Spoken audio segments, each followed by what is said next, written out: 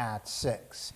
A 13-year-old boy is currently in stable condition and awaiting surgery in Pittsburgh after being shot in the face on Erie's east side less than 24 hours ago. Tonight, our Elspeth Meisner is joining us from the Erie Police Department live. Elspeth, do police have any leads?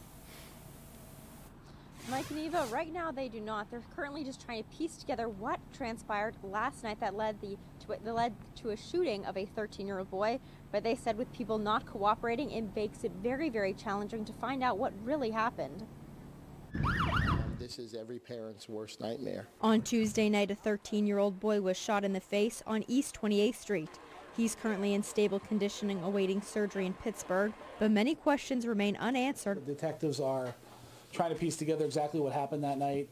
It appears that the juvenile was in a vehicle, and it appears that that vehicle was shot at. We have some forensic evidence that we're taking a look at. According to Erie Police, he was on his way to the hospital when the people he was with found an ambulance and asked for help, something that doesn't happen too often. And just your training takes over. You do what you need to so that person has a good outcome.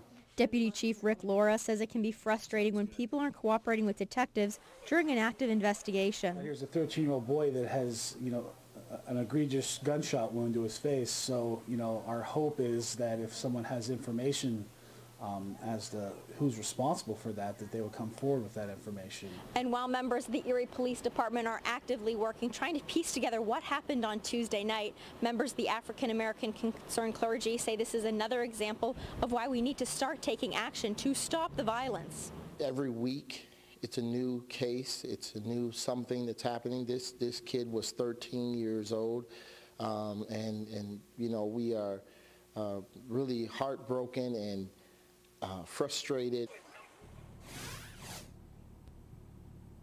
And Mike and Eva, anybody with any information or surveillance video, cameras, or even doorbell ring video are asked to contact the sergeant right here, Detective Baraducci at the Erie Police Department. They're looking for any footage between the hours of 8:30 and 9:30 on the 300 block of East 28th Street.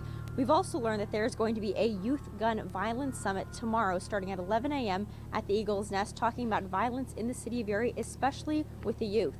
But for now, live outside the Erie Police Department, Elspeth Meisner, Erie News Now. All right, Elspeth, thanks for that update. And just